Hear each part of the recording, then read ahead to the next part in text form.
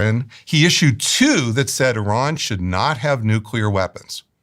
The guy we killed was one of the guardrails against nuclear weapons. The man you're about to hear from has spent 20 years running simulations on a war with Iran. He has advised every White House from 2001 to 2024. And he built the curriculum that trains the US Air Force for exactly this type of conflict. He is not a pundit. He is not a commentator. He is the person governments call when they need to understand what actually happens after the bombs fall. And what he is saying right now should be on every front page in the world. Even bigger than Iran and all the problems we've just talked about is the normalization of political violence in our own country. There are 3 stages to this conflict. America is already trapped in stage 2. And Professor Robert Pape, who has a 2-decade track record of correct predictions, gives a 75% chance that what comes next will change everything. Your prediction is that we're going to move to stage 3, where Trump puts... Okay, I'll go 75-25. 75% which way? That we will send in some ground forces to get that dispersed material. The only 25% would be if somehow magically the Iranians gave it to us. This is the conversation the mainstream media is not having. Watch until the end, because the last thing he says about what's happening inside America itself may be the most important warning of all. We are going through a crisis, very intense right now, but it's a crisis that we have been through before. 20 years ago with the Iraq War, even before that, we saw the bombing of Gaddafi, we saw the reactions there. Now, I have been studying military strategy, air power, international terrorism, now terrorism inside the United States, and also political violence in the United States that's not related to particular groups. So I've been studying political violence for 40 years. What is the headline that people need to be aware of when you've looked at 30 years of these types of wars? That bombs don't just hit targets, they change politics. What does that mean? That means that before the bombs fall, and even as the bombs are falling now, we tend to focus on the tactical success of bombing. We tend to ask, did the bombs hit the targets? And it's, with the smart bomb age, it's almost mesmerizing. They hit the target and destroy the target. Crater dirt, crater concrete, destroy buildings 90% of the time. The problem is, wars are not just about the hardware. They're not just about the military operation of putting a bomb on a target. They're about politics. And when the bombs start to fall, the politics in both the target, the enemy, change, and the politics in the attacker, the initiator, change. And that threshold is the beginning of what I'm calling the escalation trap, because you get at stage 1, tactical success often. What's missing here is the next consideration, which is politics. Who have you advised, and at what level have you advised them on strategy, war, et cetera, et cetera? So when I finished my PhD, right away, we started to fight the first Gulf War, which was an all-air power war. And I found my work from the 1980s suddenly more relevant than ever. I was in the Washington Post, USA Today, frontline designing the stories because we didn't have the talking military heads at the time. And then I get a call from the US Air Force. And they're asking me to come in and help not just teach, but to build the curriculum. Then what happens as time goes on, I end up advising every White House from 2001 to 2024, including the first Trump White House. I also heard that you've been running simulations on a war with Iran. Yep, the last class of every strategy for 20 years. In fact, we did it just last May, just before we started the bombing, and 90 minutes. So the class goes a whole quarter, strategy in all kinds of different ways, and we ended with the bombing of Iran. And what did that mean? That meant we took out the whole target. We have the target set laid out. We have the attack plans. We really go through the bombing of Natanz, Fordow, Esfahan. There's a number of these facilities and so forth. And then we look at what's going to happen. And what you see right away is 90+%, those B-2s are going to destroy those targets. Okay? B-2s being the aircraft. These stealthy aircraft that can penetrate the airspace, very small risk of loss. And then you see, but we don't know where the nuclear material is. The whole point of this is not to destroy a building. It's to get at the 5%, 20%, 60% enriched uranium that's the material for bombs. And last May, it was very clear they had the material for 16 bombs. Now, not 16 nuclear bombs. 16. Nuclear bombs. Yes, nuclear bombs, not to produce them all in a single week, but over a period of months. And then after we did that simulation, we didn't know where a single ounce was. And we weren't going to know for months after. So at the end of I make some predictions. I say, what's going to happen? What's going to happen is after about a year, we are going to panic because that material could be dispersed anywhere in Iran, anywhere in that country. And that country, look how big that is compared to the United States, could be dispersed anywhere now. And how many of those are actually developing toward a bomb? We will not know. So what will we do? Regime change. From all of your years 31 years old, you start teaching about air power and war in this regard, and you are 65 now. Yeah. What is from everything you know, 30 plus years studying this stuff, Iran, running simulations on Iran, advising the White House, being a master and arguably the most informed person in the United States right now about air attacks like the one the US is performing on Iran, what is the headline that you're trying to send to the world at this moment in time? Like, what is it we're missing? Because we're seeing Trump come out and Trump say, it's going well, everything's amazing, we've taken out all their guys. What are we missing? We're missing that we're stuck in a trap of our own making. I'll explain what that trap is, but the key consequence of the trap is we're losing control. We are losing control of the situation. And what you were seeing with President Trump is he's trying to regain control. Now, the problem is that starting not just a week ago Saturday, but starting back in June when we took out Natanz Fordo, we started to lose control. And what are we losing control of? Knowing where that nuclear material is. And we now have civilian satellites, and you can see them moving things. What would they be moving around the nuclear areas? I wonder, you think they're moving what are they moving here? It's most likely going to be that nuclear material because their plan, you can see they have prepared for this war just as we have, except they've been preparing for how to be resilient, how to now lash back in increasingly aggressive ways.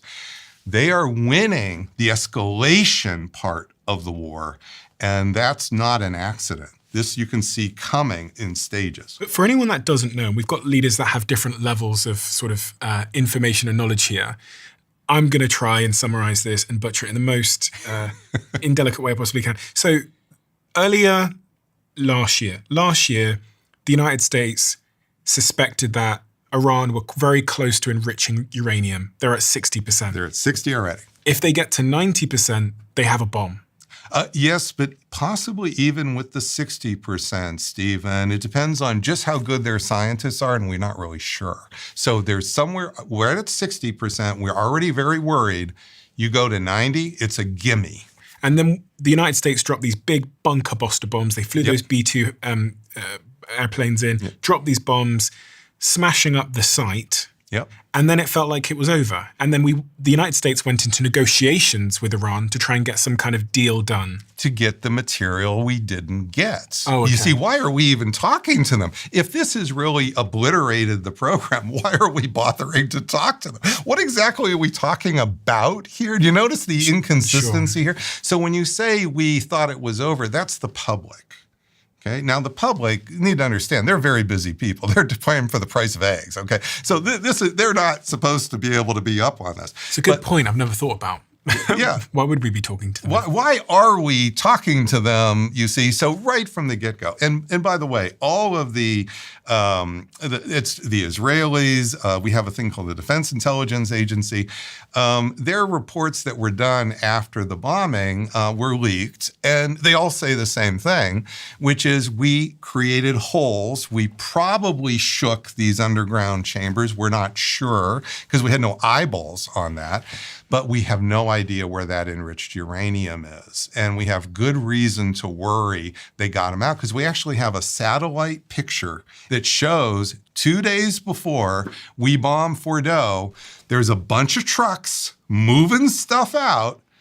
Gee, what do you think you might move out if America's about to bomb your site? Again, I don't think they're moving out the popcorn. So, and it's this material can be moved in what look like large scuba tanks. They call them scuba tanks, but I try to show pictures of this too. They're actually like as large as this table. So you need basically trucks like that satellite photography shows that they took out. So we can't say for sure, but what you see is these are the indications that you worry they've dispersed the material even before we hit the site. And then we attack. Yep. The United States attacks in February 2026, which is... February 2026, February 2028, we start again, this time with regime change. Notice we don't go even after the nuclear material. We don't know where it is. So for the average person would think if you take out the supreme leader, then the war is over. Drop the bomb on the person and the war is complete. Yeah, so let's talk about your Jenga thing here because what I find, Stephen, so keep in mind, I am advising, teaching some of the most brilliant minds in the country. Now, a lot of these smart people, though, they don't know that they've been given like 1-inch deep briefings, maybe even 1-sentence briefings. So their image is often like this, and it's wrong. This is what they think the regime looks like.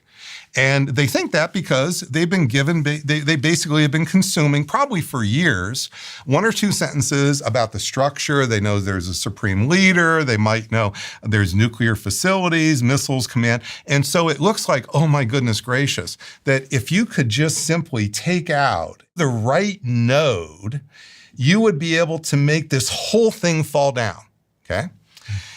But that's the wrong image, Stephen. This is the way smart people think.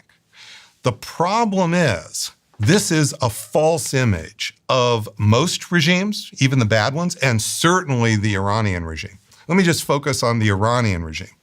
The Iranian regime is more like a matrix. It's not brittle the way this is. So you can keep trying to pull things out, but with a matrix, or I think the corporate structures now are built to be adaptive to change because you have so many changes that happen. The structure needs to adapt to change.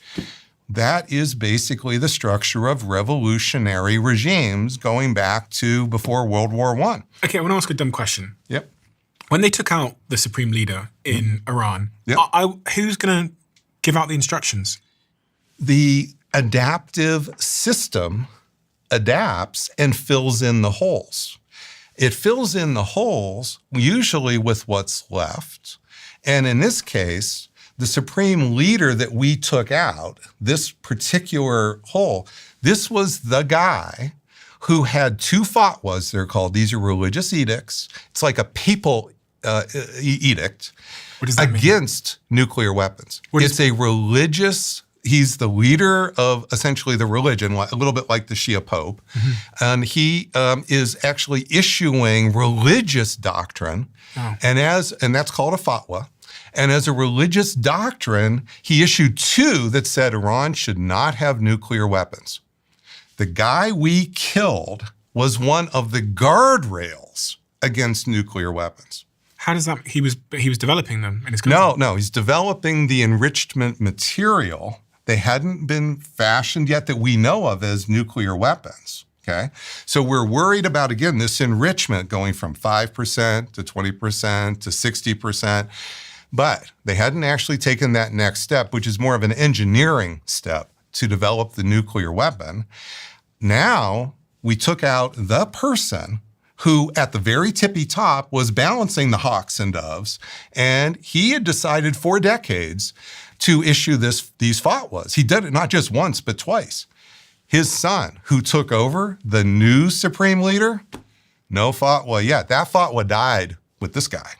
So will the new leader come in? It's not clear he's got the religious authority to do anything like what his father did.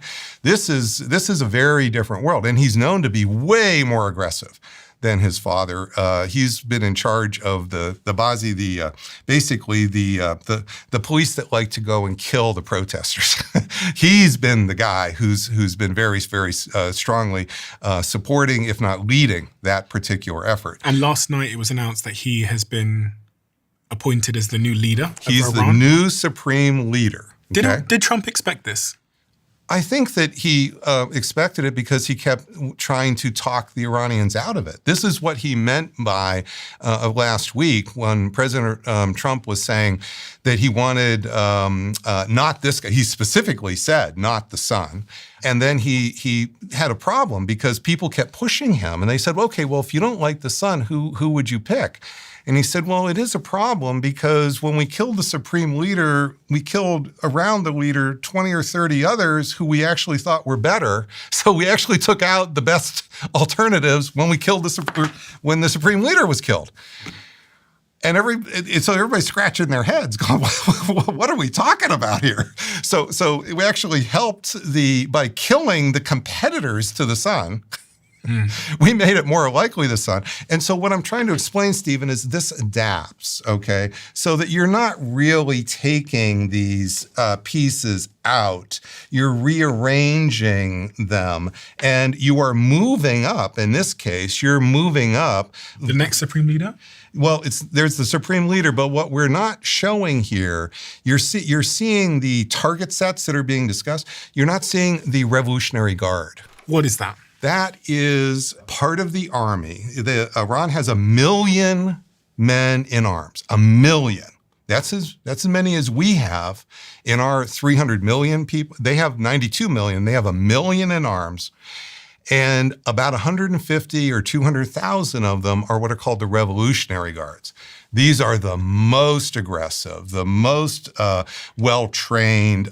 These are the most dedicated to the regime.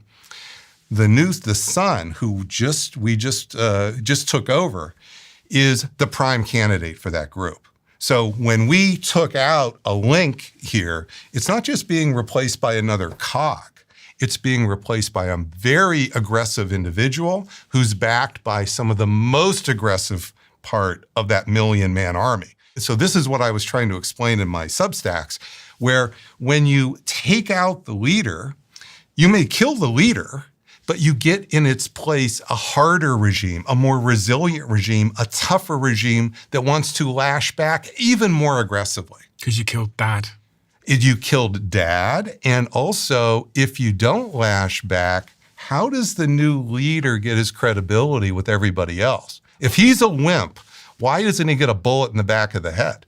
You see, just because he's appointed a new leader, he's still, just like when you're the head of a new company, like let's say you take over, there's a company that's in shambles and they get rid of their CEO and they bring you on, okay? Well, you got to have a plan. You see, and if you don't have a plan to turn that thing around pretty soon, Elon Musk had to have the big plan. If you don't have that plan, guess what? You're out. Same here. So you have incentive structure here for not just replacing, not just wimpy replacements, certainly not pro-American replacements. You have incentives for lashing back against the attacker, which is why when we tried to kill Gaddafi in 1986, he lashes back and takes out Pan Am Flight 103, killing 271 civilians, 190 Americans. When we tried to take out the Milosevic regime, to degrade it in March 99, Milosevic lashes back, sending 30,000 ground forces in to cleanse, that is, get rid of 1 million civilians in Kosovo. This over and over. I mean, you have written books about suicide terrorism. That's right. I've got one of them in front of me here called dying to win. So, I mean, you know a lot about this subject. And this is one of the concerns that actually my fiance had said to me. She said, I explained to her, I was like, Iran, they really just have drones at the moment. So I think that's fine. And then she posed a question to me. She was like, yeah, but what about suicide terrorism? Let me just explain. So here we are. It is, here is, of course, Iran.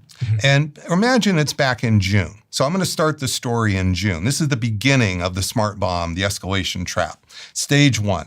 We hit Fordo, which is right around there, and then we hit Natanz and some other sites right around here. And what does Iran do here? They lash back, and who are they lashing back against? Israel here. They have their missiles focused on Israel. They're not really hitting our bases here. They're hitting Israel, and they send 3,000 Israelis to the hospital, the most since the 73 war, so a long time. That is stage 1, okay? Now what happened when in February 28? February 28, they're lashing back a bit against Israel for sure, but now they're at stage 2. This is why I published this piece today in Foreign Affairs about how Iran's winning the escalation war. So it just came out just a few hours before we came on. And what's happening here is I call it horizontal escalation, because what they're doing now is they're using drones, mostly a few missiles, but mostly drones. This was almost all missiles, no drones. And they're using their drone capacity, which they have a lot of, and it's precision. These drones are like precision-guided weapons. They go right to the target. And what they're trying to do is break this coalition. For anyone that can't see at the moment, they countered with horizontal escalation against Saudi Arabia, the UAE. The coalition that had been formed against them, they're trying to break the coalition, you see. And they may well do that. Why would they want to break that? Why? Because my friends are escaping Dubai at the moment. I've got a friend staying in my house in Cape Town because he doesn't want to be in Dubai. Because they want these countries to kick the Americans out of their country. Okay. Get rid of the embassies, get rid of the bases. If you can, then we don't have the platforms to plaster them. You see, these are our basically ground-based aircraft carriers. I thought they were attacking Saudi Arabia, for example, because that will make Saudi Arabia call Trump and say, listen, stop, please, we're losing our tourism, we're shutting our airports. Well, they do want to, they are threatening the tourism, hitting the economic nodes, they're hitting hotels, they're hitting the airports. What they are trying to do is by threatening tourism, which varies from 5% to 10% of the GDP of these countries. This is not trivial amounts here. They're basically trying to drive wedges between these countries and America. And America right now, I don't see any movement through Congress. Where is this $100 billion going to the region to make up for their lost tourism? I don't remember seeing that bill come through Congress last week. So I'm just putting it a little humorously to point out, these countries are losing a fair bit right now, and that tourism may not come back for a while. I've got friends that have moved. Yeah. I've got friends that, one of my friends was thinking about leaving, is now in my house in Cape Town, and he's been there for 5 years. He's leaving, and he's going to move to America. I've got so many friends that have called me. And imagine that we have 500,000 American citizens here, and we have the State Department on CNN. Call this number. We'll help you escape. It's good. Even the media in the UK, you see it. It's like they're showing like the BBC are showing like evacuations of UK citizens as they're being greeted in the airport, putting microphones. So this is putting a lot of pressure here, and there's something else that's not widely known, which is there's a big gap between what the leaders of the countries want, willing to support the U.S. and Israel, and their publics. You see, this coalition that's been built against Iran here is not clearly going down well with publics. These are publics. They may not like Iran. They may be Sunni and Iran Shia, but they don't want to be part of an Israeli expansion plan where Israel is going to conquer more and more territory and so forth. And so this is where the soft underbelly here of this isn't just about the tourism. That's the short term. The longer term is bottom up pressure. Sadat, he was a leader of Egypt in the 1970s. He cut a deal with Israel. It's called the Camp David Accords, peace for land. But it was very favorable. Well, after Sadat did that, the president of Egypt, in 1981, in a military parade, his own security guards at the military parade marched with their guns, came up to his place, and they shot him dead. So this is the real world here. So this is very, very dangerous for these leaders. Now, that's stage 2. Now, what happens if we decide to have one of these limited ground deployments here? Because after all, we still don't know where this material is. What does that mean? So for anyone that doesn't know anything about the war, what does a ground deployment mean? Because I saw Trump being asked about this on the plane yesterday, and he didn't seem to deny it was going to happen. It means you try to control a limited amount of space, say the space around Fordo or the nuclear facility that you bombed in June, and you would send the, say, 82nd Airborne in to control the space. What's this? I don't know what any of this stuff means. Oh, I see. So 82nd Airborne is a division that we have that's especially equipped to go into hostile area and land and control, say, airports, control space. Think about controlling all the size of LAX. Mm-hmm. So if you want to control LAX, you bring in the 82nd Airborne. They will have 5,000 men and women, not just guys now, and they will come in and they will control that space LAX. But they will also be doing this probably not for a day, not for even a week. They're going to have to spend weeks and weeks to search for that material because we don't know where it is, and it's all deeply buried, and a lot of the stuff has been, the entrances have been blown up. So this means long-term presence there. You might also take some of the oil fields to cut off some of the money here for the regime. That is where that book comes in. Do you think it's likely that America will put boots on the ground, American soldiers in Iran? I think it's at least 50-50, if not immediately. So people keep expecting the escalation to be continuous.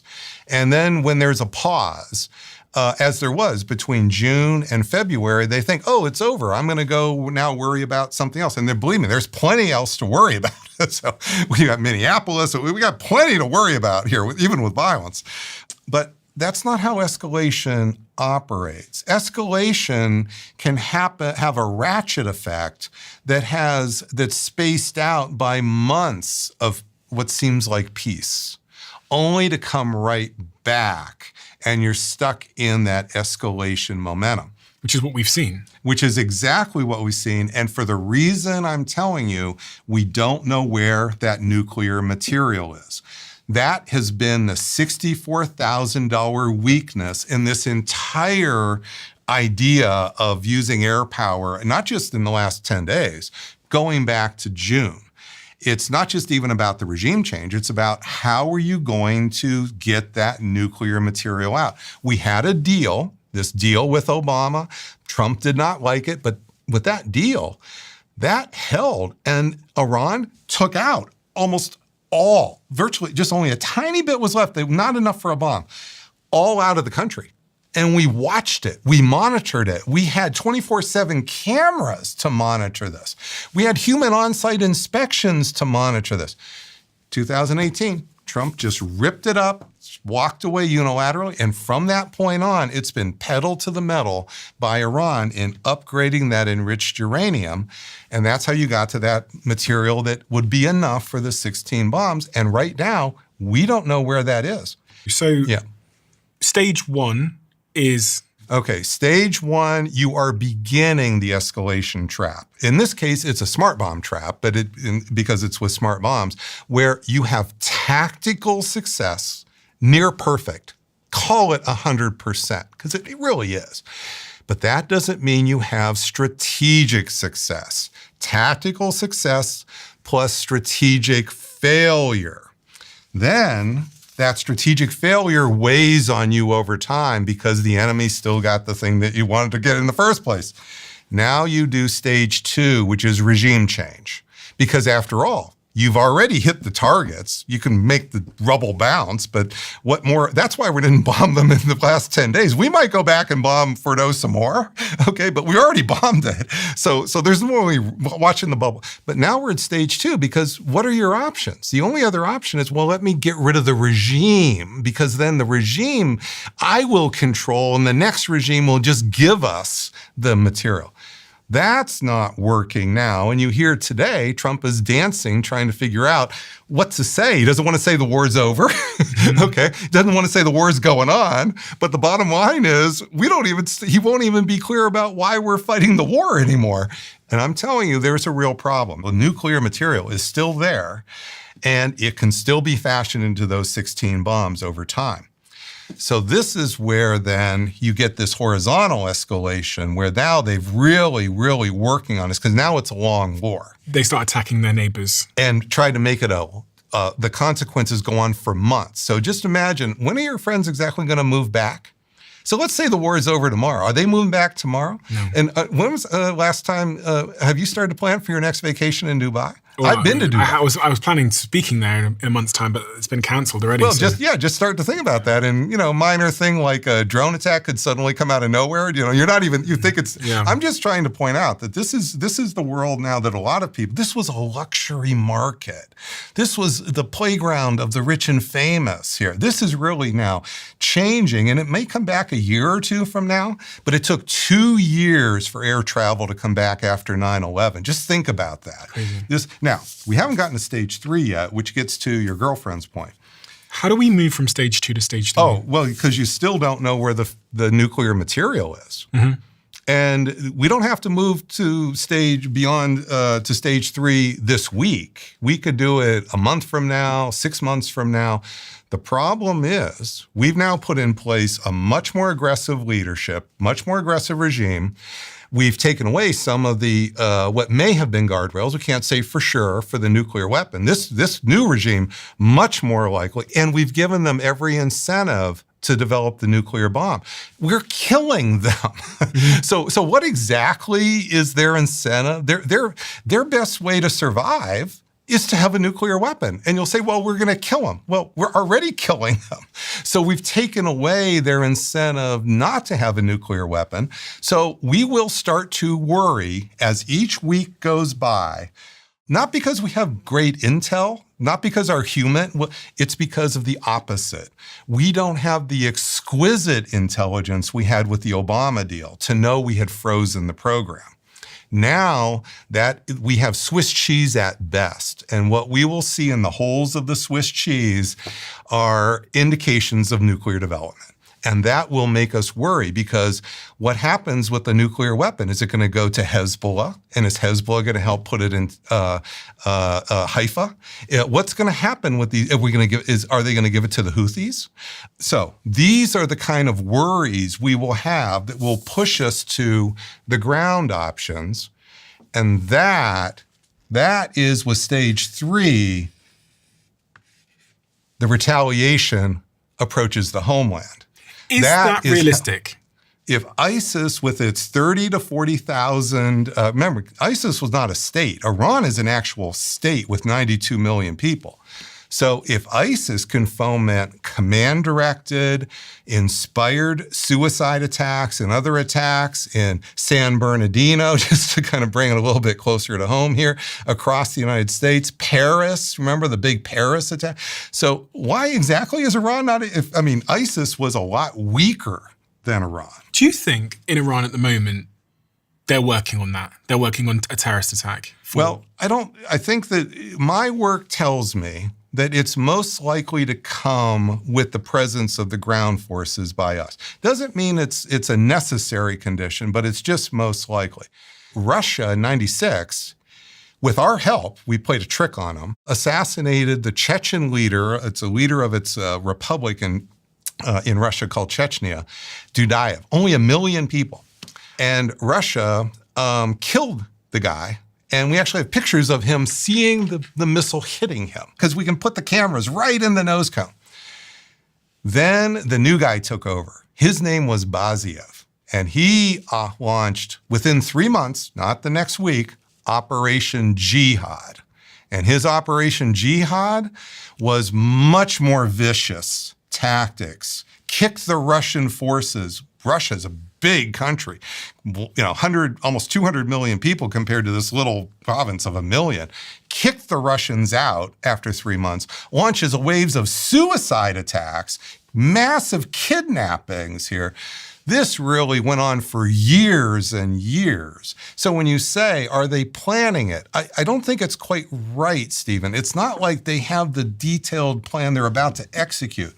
They have the next wave of possibilities, which would come, I think, most likely with stage 2, so stage 3. So as this is expanding, as the war expands, it will go global. Really? You are already seeing it global with the supply chain, and you're seeing it with the oil. So that's already happening.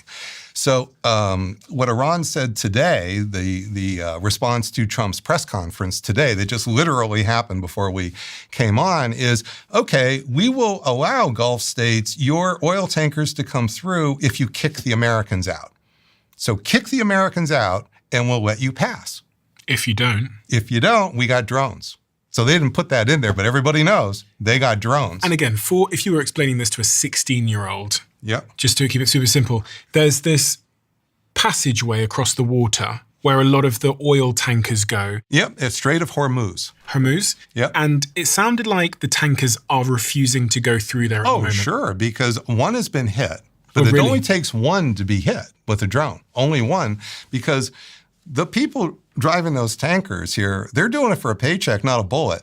They're not really wanting to die for this. This isn't a nationalist cause to ship the oil. Explain why it matters to the world. If oil doesn't go through this Strait of Hormuz, what matters? What happens? Yeah, well, we can talk about it in like technical terms, but the big thing to say is this is what's going to increase the price of gas at the pump. And it's already gone up. When you cut the flow of the oil, it has global effects. It doesn't just affect this little region here. It doesn't just affect China over here.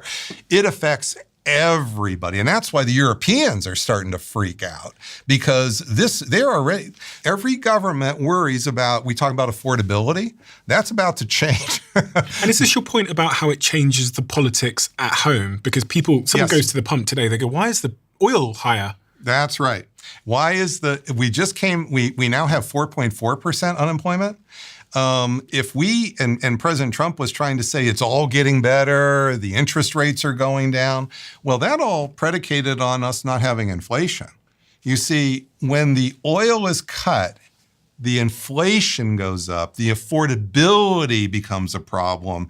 That is what is panicking a lot of the businesses right now, because they're going to lose business. And it's a problem of risk. It's not just about the damage. So a few of these drones can have an inordinate effect on risk. Now, let's bring in another piece, which is Russia, we find out, is providing targeting intelligence to Iran, much the way we provide targeting intelligence to Ukraine to hit targets in Russia. And what does that mean? That means those drones, which are precision guided, now can more easily find exactly which ship to hit. So do we know that Russia are doing that? We've got it pretty well confirmed you would hear much more pushback here. And what you're hearing from Secretary Hegseth is it's not happening. You're saying, oh no, well, let's not over worry. No, it's happening and they're worried because that's the dancing around. They're not denying the fact that it's actually happening. I think Trump actually, when asked, said words to the effect of, I wouldn't blame them because that's what we do to them. Exactly. And why is he talking to Putin today? He's not talking, he was just on the phone with Putin before he did his press conference. What's he talking to Putin about? That intel, I'm sure. And maybe cutting a deal, which is we'll deny the Ukrainians the intel if you deny. You see, this is the cascading effects that the politics dominates the tactics. And that's exactly what Trump said. He said on March the 7th, when asked about Russia teaming up with Iran on intelligence, he said, if we asked them, they'd say, we do it against them. Wouldn't they say that? We do it against them? It's almost justifying it. Trump often just speaks his mind. Sometimes he kind of hides things, but often he speaks his mind. And what you're seeing here is, this is the natural thing. Russia is what's good for the goose, good for the gander. Yeah, they're doing the same thing to us that we've done to them, and they're doing it to hurt us. You see? So rather than just spasmodically or spasm response here, which we often think the foes we're up against are stupid. We essentially think they're dumb. We call that irrational. But what's really happening, Stephen, is since the Vietnam War, we have been up against foes that have understood something about America, which is the way to get at us is politically. Make it a long war. Play the politics. You can't go toe-to-toe with us on the battlefield. We'll just clean their clock over and over. They don't often try. They don't go toe-to-toe with us. We lost the Vietnam War with never losing a battle. How did we lose? We lost the long game. 58,000 dead, no end in sight, a forever war. What are we doing this for? That is how the North Vietnamese won. And that's how the Afghan Taliban won. That's how the bad guys typically beat us. They don't always win, but the bottom line is we have a soft underbelly. It's not the military. Much of the reason most people haven't posted content or built their personal brand is because it's hard and it's time consuming and we're all very, very busy. And if you've never posted something before, there's so many factors in your psychology that stop you wanting to post. What people will think of you. Am I doing this right? Is the thing I'm saying absolutely stupid? All of these result in paralysis, which means you don't post and your feed goes bare. I'm an investor in a company called Stan Store, which you've probably heard me talk about. And what they've been building is this new tool called Stanley that uses AI, looks at your feed, looks at your tone of voice, looks at your history, looks at your best performing posts and tells you what you should post, makes those posts for you. You can also just use it for inspiration. And sometimes what we need when we're thinking about doing a post for our social media channels is inspiration. Building an audience has fundamentally changed my life, and I think it could change yours too. So I'm inviting you to give this new tool a shot and let me know what you think. All you have to do is search coach.stan.store now to get started. One of the smartest things a business can do is build like a bigger company without actually hiring like one. But the problem we all face is that most companies don't have every skill in-house. So when I look at the businesses seeing real success today, the consistent pattern with all of them is how quickly they move. They bring in specialists with skills in emerging areas to keep themselves ahead. Even in our company, we've spent the last year pulling in talent across areas like AI native strategy, no-code builds, and product workflows. And we find this talent through our longtime partner, Fiverr Pro.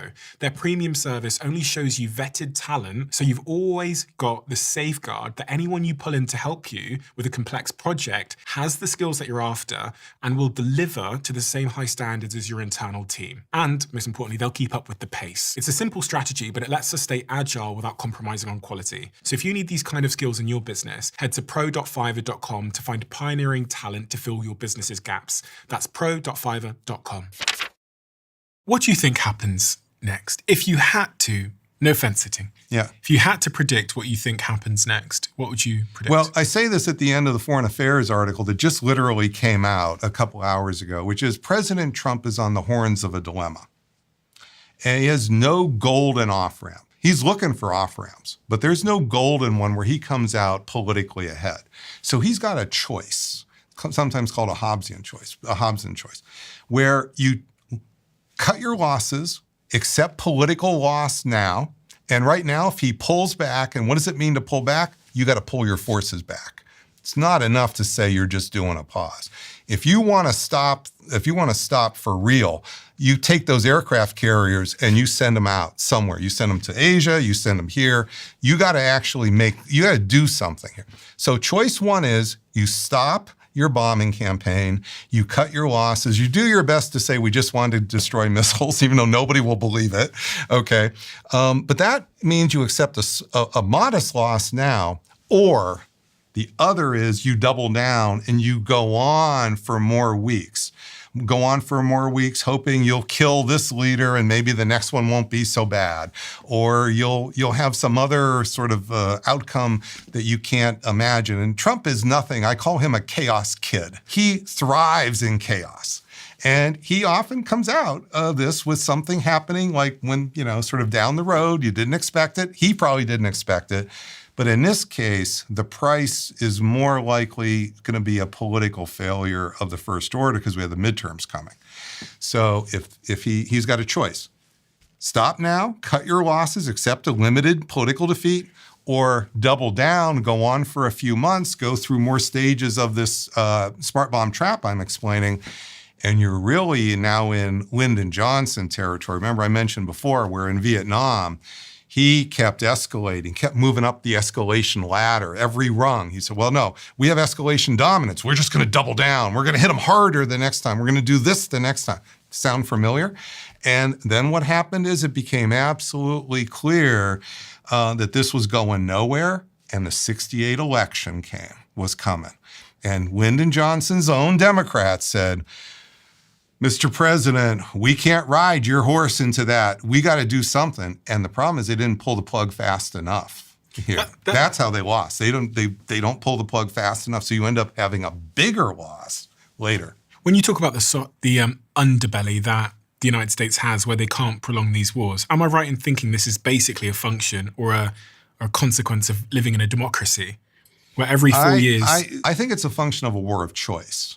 So when we were attacked in Pearl Harbor, we were attacked. Mm-hmm. We were reluctant to get in World War II. And we didn't get in until we were actually struck at Pearl Harbor. That was enough to really make us angry. We were pissed off as a country, okay? And we were going to get payback, not just for a month, but we were getting some real payback here. And that's how vicious that island hopping campaign was and why it was so vicious here. And that went on. And when we ended the war in dropping those atomic bombs, 22% of the American public wanted us to forget the Japanese surrender and drop more atomic bombs. 22%. We were that angry. So when we are attacked first, we have the politics in our advantage. When we do a war of choice, we can make up all the reasons why it was a good idea to throw the first punch. They were going to hit us. But when we throw that first punch first, that's a war of choice, and this puts the politics in the other camp's advantage. And that's the problem that we're facing here. Iran didn't hit us first. They didn't hit us first in June.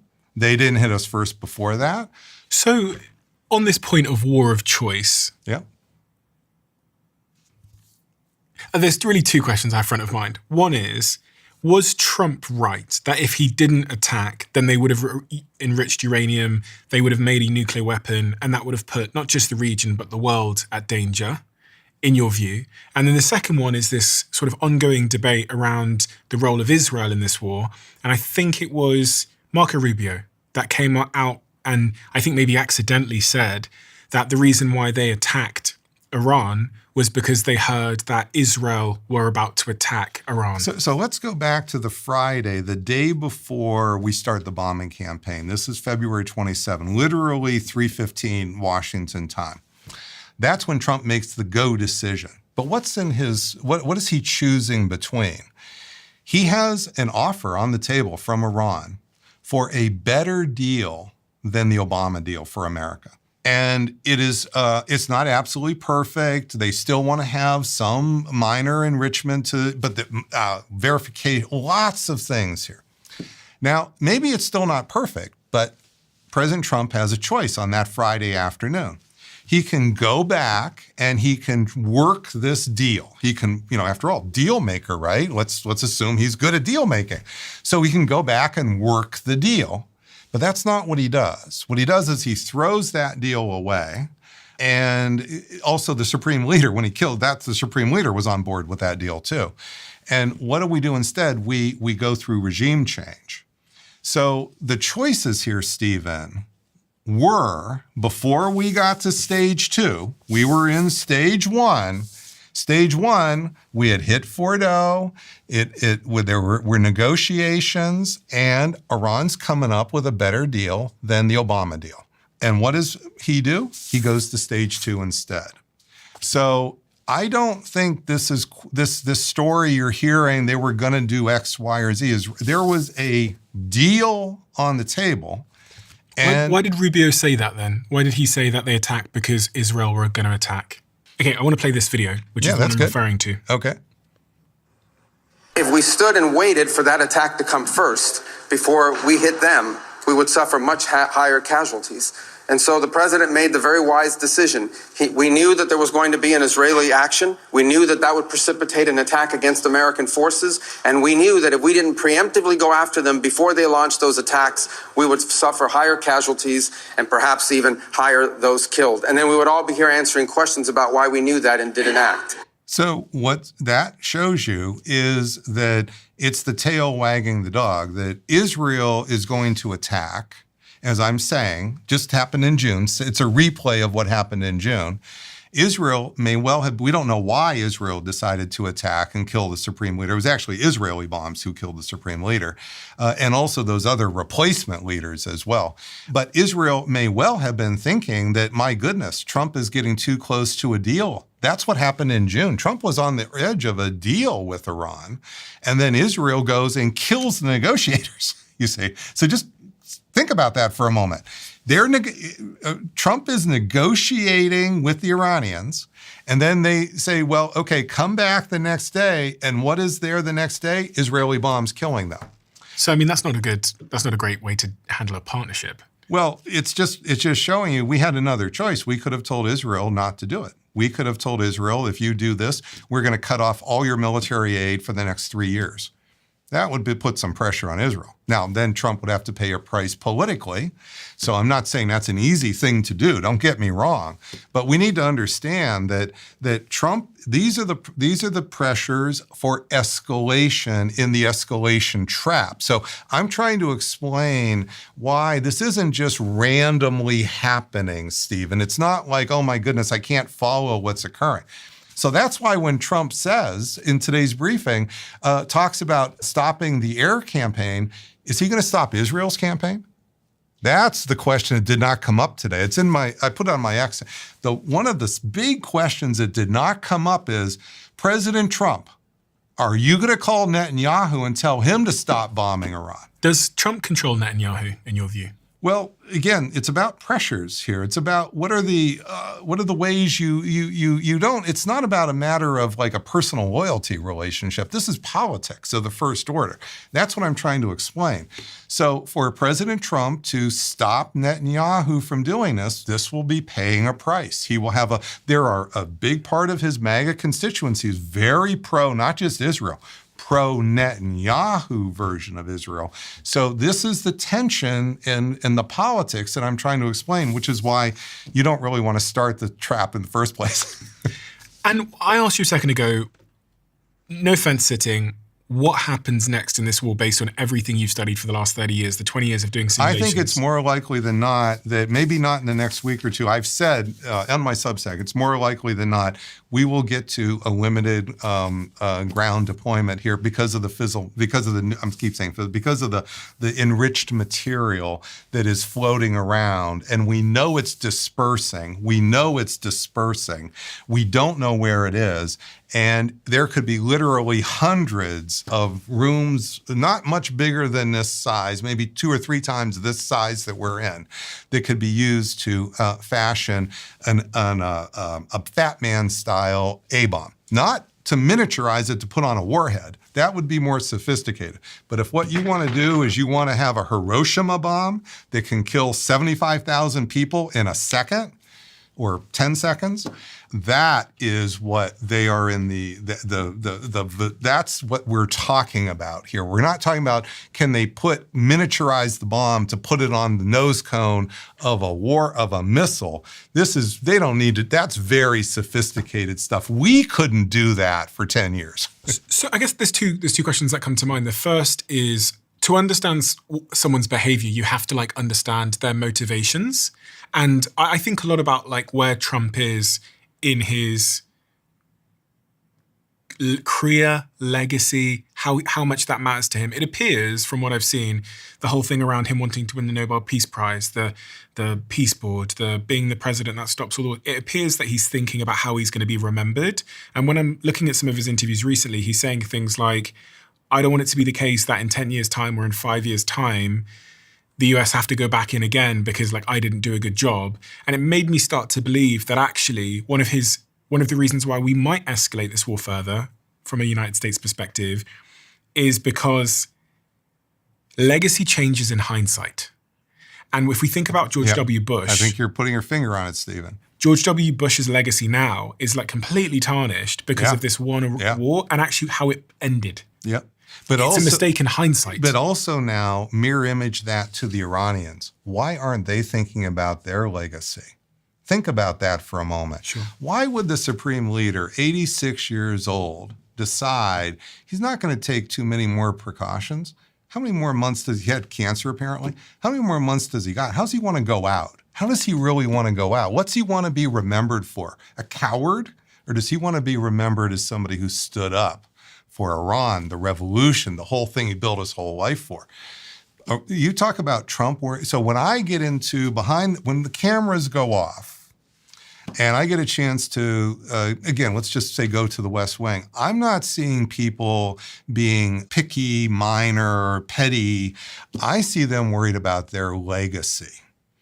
The national security advisors, their assistants, they're worrying about their legacy. Do they want to go down in the history of American history as X, Y, or Z? And this is how humans are. It doesn't stop with like how much money do you have. It's what's going to happen with your legacy. So with that in mind, if you think Trump is legacy motivated, does that increase the In probability? part, I want to be careful. Yeah. In part, it's always a He balance. can't be re-elected, so I'm like, that's not motivating him because, you play differently if you think you can win a second term, which I knew would be important to him.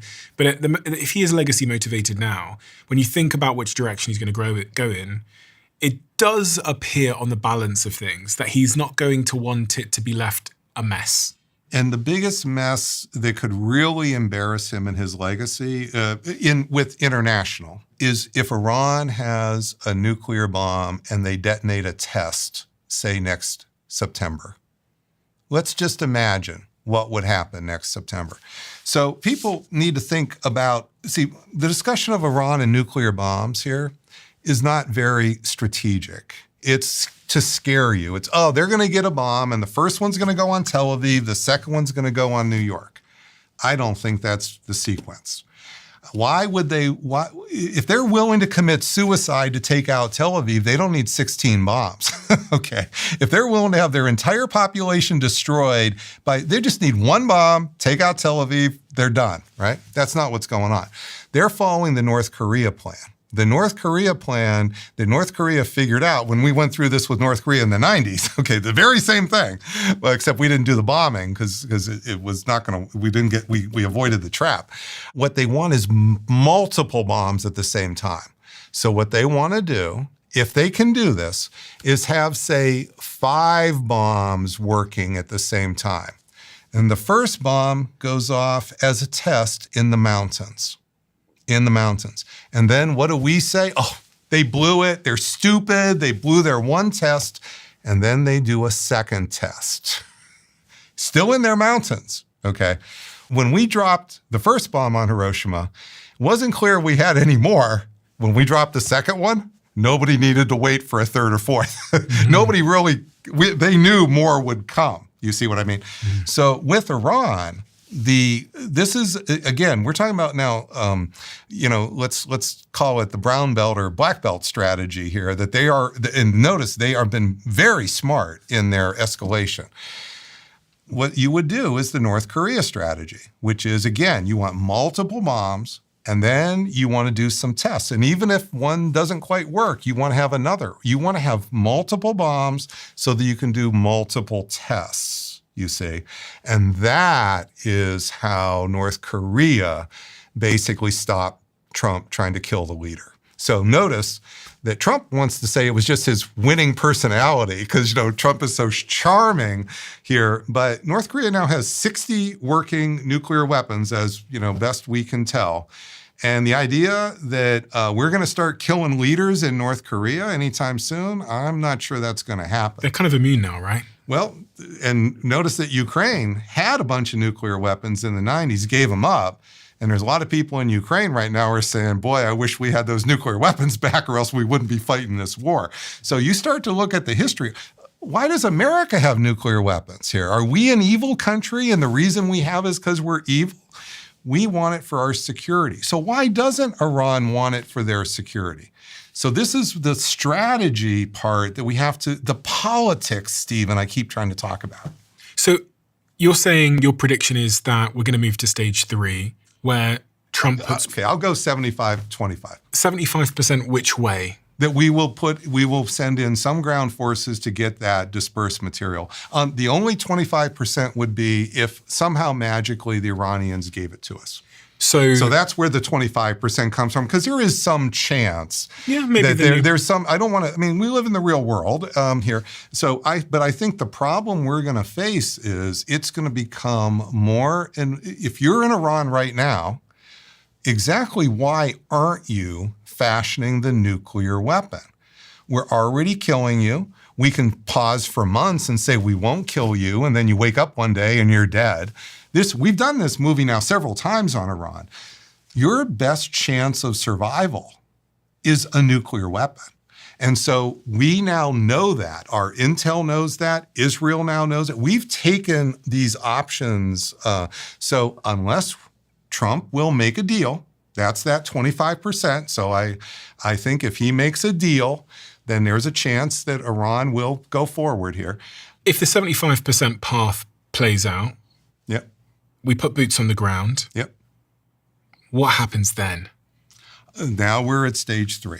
Now we've moved to stage 3 because we have to search so we will start by deploying ground forces in a very limited area. Say we're going to go to Escalation, it's called. That's the do we have a... I mean, you could try and write on there. Does that work? The thing I'm trying to explain, assume this is Iran. Yeah. Okay. We will start by putting in a small footprint. And again, we have several options here to do it. And so the hunt will be for the enriched material. But let's say that we even find it, Stephen. How do we know that in the intervening almost a year since the bombing, 10 months since the bombing, how do we know they haven't enriched more somewhere else? Because this is what happened with the WMD and Iraq and Saddam Hussein in the 90s through 2003. We had inspectors in. We could never be sure there wasn't material. And the problem was over time, the fear got worse and worse and worse. And the fear is a nuclear handoff or the radiological handoff. You hand off some of that material to Hezbollah, to the Houthis. Who are Hezbollah and the Houthis? They're like terrorist groups? We call them terrorist groups. And Hezbollah, which is this famous terrorist group, started in 1982. How did Hezbollah start? Where did it come from? Is it the CIA again? No, okay. It's Israel. Okay. Israel invades southern Lebanon in June of 82 with 78,000 combat soldiers, 3,000 tanks and armored vehicles. So think about that. That's like invading Chicago with 78,000. Or LA with 78,000, okay? So they invade southern Lebanon with 78,000, Israel does. 1 month later, Hezbollah is born as a resistance movement. So Hezbollah was born out of resistance to Israel. They have hated Israel from the beginning because that's how they were born, you see. So what you have is you have a group that's been radical since 82. This has been going on since 82. Israel just can't put that Hezbollah group out of business. And what are they doing literally this week? They're trying to depopulate Beirut, the city of Beirut. Because what happens when you go up against terrorist groups, which we haven't described, but the terrorist group here is like a group that's in a sea of people, okay? And you keep saying, all I want to do is get rid of that terrorist group. The problem is that in all that effort, military effort to get rid of the terrorist group, you do kill them, but they regenerate and they regenerate and they regenerate, just as Hezbollah has for, 45 years almost. Okay, and so what do you then push to do? Get rid of all the people. So you think I'll just genocide? I don't want to use those terms because I've written about that. That has certain very specific, so that's a whole conversation here. But I just want to point out, how is it that Israel got itself into the idea they were going to cleanse, expel large portions of the 2 million out of Gaza. That happened because they got into stage 3 of the escalation trap in Gaza. So this isn't just about America. So we're only talking about the escalation frameworks with respect to this one conflict, really. It applies much more broadly. I've developed these since I taught for the Air Force because I needed to find a way to help our government, our military, understand how the transition from the bombing or the military piece to the outcome. And what's in the middle is the military, the bombs change politics. They change politics in the enemy. They change politics for us. For us, we don't want to lose, and that's why we got stuck in 2 forever wars. And now we may well just get right back into another one. Not because Trump wants to. So he's being sucked into it. So what happens after stage 3? After stage 3, this is what America has faced in Vietnam, and President Biden faced this in spades here. When you try to pull out after you're in stage 3 and end these ongoing conflicts here, usually it ends poorly for your legacy. And you saw that with Lyndon Johnson, and you saw that with President Biden. President Trump is the one who was negotiating with the Taliban to pull out, but President Trump wouldn't leave, not leave. He didn't leave before. Who did he hand it off to? He handed it off to Biden. Biden pulled out, and what has Biden's legacy been? It's been negative ever since. If you look at his opinion polls, President Biden, you will see he was riding high until he withdrew from Afghanistan, and he never recovered. Yes, inflation hurt too. The bigger hit was the Afghanistan problem. And this is why President Trump is really stuck. You see, he's on that horns of the dilemma. Does he want to accept the short-term price, which is real, or does he want to go and double down? And then you face the potential long-term price of becoming LBJ and President Biden. I have to ask then, you said when you're in the White House, they're very smart people. Yeah, pretty smart. Presumably Trump knew this stuff, or someone around him knew that, by the way, when you drop bombs, these sort of very specific bombs we have now that can hit a very narrow target and take out a leader, you get into an escalation trap. Surely he knew this. I believe General Kane told him almost this in so many words. I believe it. I don't have the exact evidence for it, but we have some inklings of it. What do you think he thought was going to happen? I think I've described Trump as the ultimate chaos kid. There are people who thrive in chaos. They feel the best when they're in a chaotic situation. And I think that he believes he can navigate the chaos better than anybody else. So what I want to, the answer to the question I was looking for is, what did he think was going to happen? Did he think, I'll drop these bombs, Khomeini will be out, someone else will come in, then we'll negotiate with that guy, and then we'll get a better deal? I think that's not quite, I think that's too specific. People keep looking for that. And my experience here, it also is that's too narrow of a way to understand what I think happened here. And again, we're reading quite a bit into very few tea leaves here, because this will come out over time. But I believe that what you're seeing with President Trump is he likes to do what's called mixing it up. He wants to get the chaos going, and then he reads the chaos very well. And when it's a media storm, man, there's very few people that have beaten him. Just think about that. That's why he's president twice. He's beaten quite a few black belts at this, right? But this is a different story. So if you take that same MO and you apply it to political violence, now you have these other actors, you have this other set of momentum. You have Israel playing this big role. You have the Iranians playing a big role. You're suddenly now have more players that can trap you in the chaos. And this is, I think, what has happened now with Venezuela.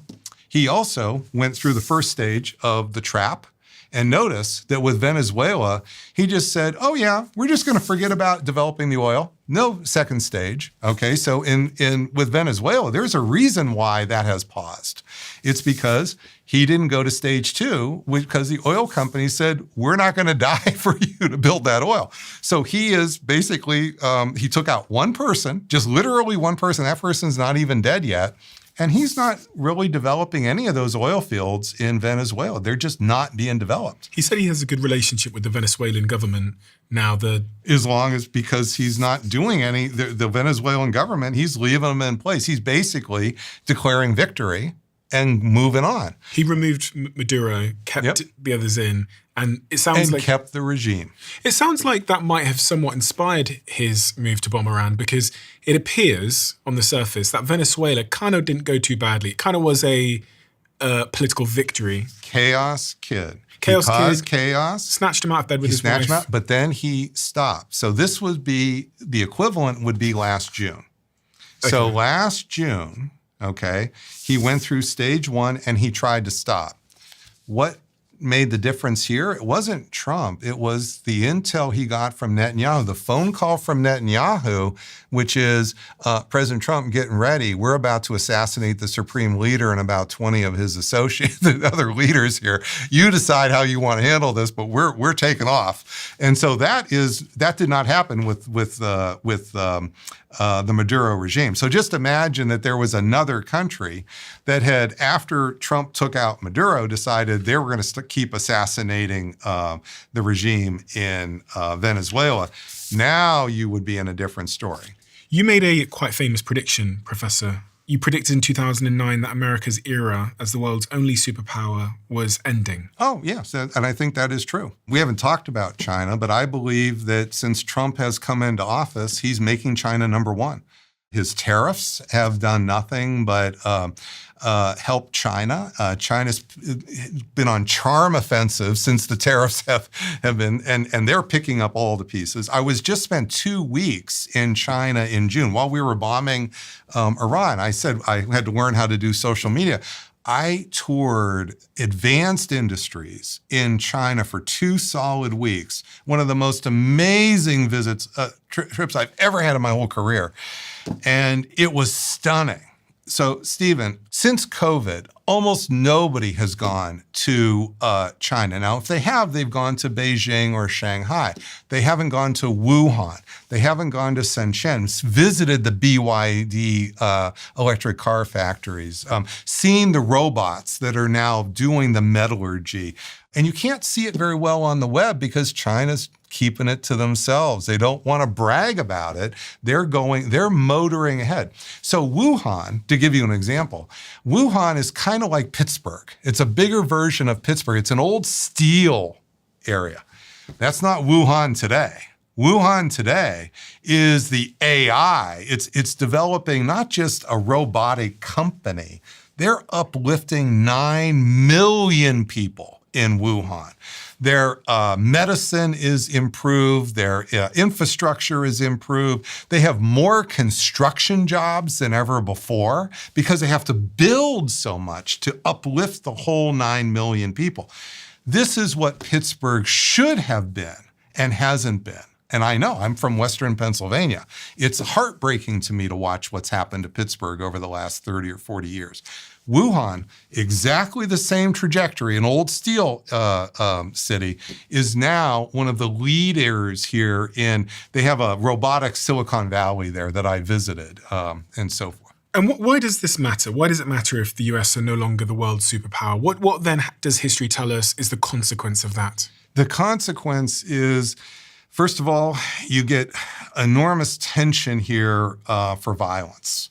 So when you see big hegemonic shifts, that means when one leader, the world's number 1, becomes replaced by another, bad things happen. This is what happened, how you got the wars between Britain and France. When they were fighting their wars, this is how you got essentially World War I because of the rise and fall of Germany versus Russia versus Britain. So these rising and fall, they make a huge difference. Doesn't always happen. The one time it was peaceful was when America replaced Britain as number 1. So just think about that. But other times have been very tense. So how does China feel that the US are now at war with the Middle East?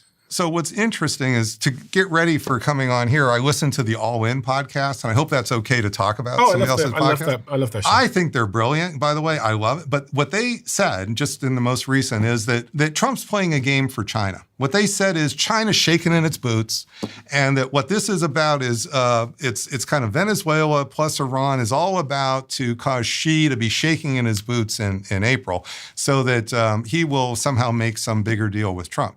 I think this is just wrong. I think that it may be that there's some, China does absolutely buy 90% of Iran's oil. We're not disagreeing with the facts of the matter. It's the interpretation and the consequences for who's going to be number one down the road. So my assessment here is China is probably thrilled that we're on the verge of getting into another quagmire in the Middle East, and that they would gladly give up. They have about 20% of their GDP energy, not GDP, 20% of their energy, it's a much smaller fraction of their GDP that turns on the oil issue. Most of their energy is not generated through oil. And so I think they would really, if they had to give all of the Middle Eastern oil up to suck us in to another forever war with Iran that would go on for years and years, oh my goodness gracious, because they see themselves as growing through Asia and spreading their wings through Asia. And so to get us pinned down in the Middle East with an even bigger problem than we had with Iraq, this is manna from heaven for China. That's what I saw when I was there. If I was Putin or if I was running China, based on everything you've said and based on everything I know, I would really want this war to go on for a long time. Oh, for sure. I'd really be helping Iran, prolong this thing. And also because Russia are in their own situation at the moment with Ukraine. So it's quite a distraction from whatever Putin's objectives are in Ukraine. No one's really talking about Ukraine this week. And it's bad for the Ukrainians because what's happening is by the little bit that Putin has gotten himself involved here, there is a chance he set the stage for a deal, which is, again, America stops the intel to the Ukrainians if Russia will stop the intel to Iran. That is much, much, much to Putin's advantage with Ukraine. So I think that you have a situation here, Stephen, where Putin, it's not so much he's itching to get in the fight, is he's trying to do it in ways that he gets something out of it in his relations war with Ukraine. Think about that with President Xi. I don't think the Chinese want to get in the fight. I think, in fact, right now, if I'm assessing this correctly, they're probably not wanting to get in the way of an enemy who's shooting himself in both feet. Yeah. So right now, America's damaging itself a lot more than China could. And if China inserts itself, there's a very good chance then that would help Trump, again, pull a rabbit out of a hat.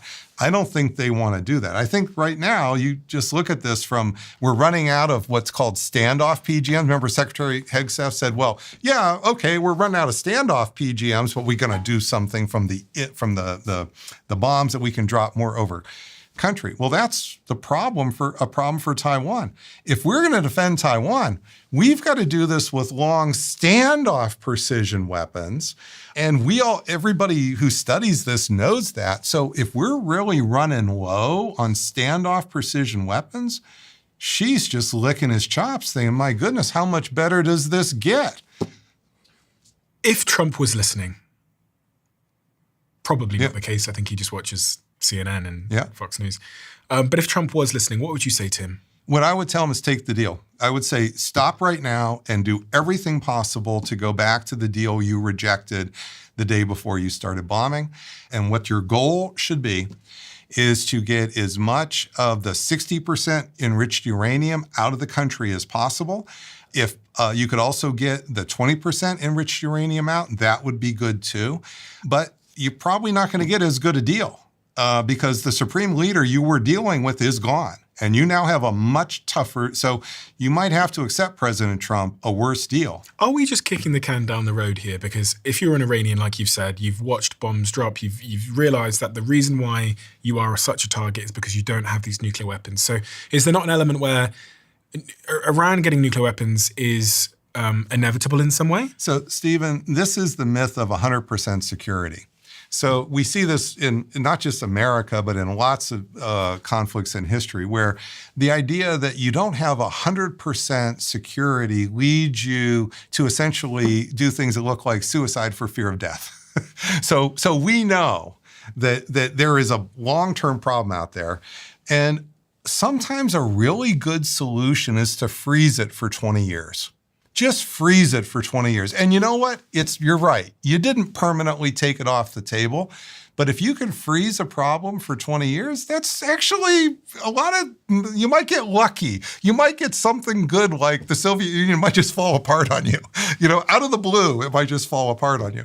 And not because you did anything, it's just because something else changed in the world. So the way to think about this, Stephen, is not this idea that we're going to take an action and have 100% security. This is how big powers lose wars. Big powers are up against these little countries. And think about how often they lose. We lose to Vietnam. That's how I got into this business in the first place. I wanted to understand that. And so this idea of the search for perfect security is often getting us into trouble. Kick a can down. You're right. It's only 20 years. I'll take that. That's better than where we are right now.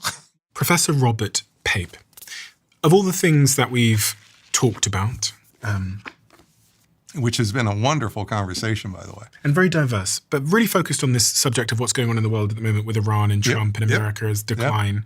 What is the thing that we should have talked about that we didn't talk about? The big thing, well, we're finally getting to it at the end, is the real consequence of what President Trump has done since coming into office. The real consequence of the tariffs, the real consequence of not just threatening discussion of Greenland, but becoming very aggressive with our European allies on Greenland, being very aggressive to the point of taking out a leader from Venezuela, which is in our Western hemisphere. So it's creating, what this is really doing is it's threatening America's primacy. So I am a big believer that America should be the strongest, most secure state on the planet. I think that is good for us. That means that it is valuable to be the top dog, to be the number one strongest economic military power. But in order to do that, you have to be the world's number one economy for real. And with $40 trillion in debt, with us pushing away our trading partners, with us engaging in hostile actions here, which are scaring the rest of the world to further drift away from us and maybe not side with China, but be neutral. Oh, my goodness gracious. And again, as I said before, China is motoring ahead on the AI revolution. We're talking AI. But are we really doing Wuhan? Are we up to Wuhan? I think it would be interesting for folks to go to Wuhan and actually visit, or go to Shenzhen and visit, or go to Hangzhou and visit and see where Alibaba is, and see that it's not just one company here. It's not just DeepSeek. That there's clusters that are being built that are uplifting 10 million people at a swath. And my goodness, why aren't we doing that in America? We certainly need that in the Rust Belt. We're too distracted. We're too distracted, which is what I'm trying to say is to China's advantage. And I think this is the real long-term price, which is, are we actually eroding our position as the world's number one? And I think our primacy is in danger. Professor Robert Pape, we have a closing tradition on this podcast where the last guest leaves a question for the next guest, not knowing who they're leaving it for. The question left for you is, what is the prediction you have for the future that most people do not want to hear? Well, this is going to lead into the conversation. So I have a book coming out in September called Our Own Worst Enemies. As bad as all this problem is, Stephen, as bad as it is, I have spent the last several years focusing on what's happening with political violence in the United States and its normalization. And the biggest danger that we face, even bigger than Iran, and all the problems we've just talked about is the normalization of political violence in our own country. And by political violence, you mean? I'm talking about in the last 10 years, we have seen a surge of violent riots. We have seen a surge of political assassinations that we haven't seen since the 1960s. On top of that, we've just had Operation Midway Blitz in my city, Chicago. That is the surge of militarized immigration enforcement, ICE. which surged into neighborhoods over almost 300 times. Crazy. Not just a small. And then what happened after they left Chicago is they did even more of that in Minneapolis. So this trajectory, Stephen, that we're on, where we are seeing the incredible normalization of political violence, and it's happening on both the right and the left. I'm not trying to make moral equivalence, but it is, and the book will explain this, is probably the greatest danger that we face, because if we are our own worst enemies, think of what that means for us being that great power that is so important for us and the great future we want for our families and our communities here. We are in danger of becoming our own worst enemies, not for a day, not for a month, but for years. Professor, thank you so much. If anyone wants to go and read more about many of the things we've talked about today, where do they go? Substack? I'll link. I would go. You can read my books on it. You can get them from Amazon. I would go to Substack, and that's The Escalation Trap. And I would also just be aware that there will be more discussion of political violence. So it's not just political violence abroad, and it's not just political violence at home. It is both happening at the same time. Professor, thank you so much. Thank you very much.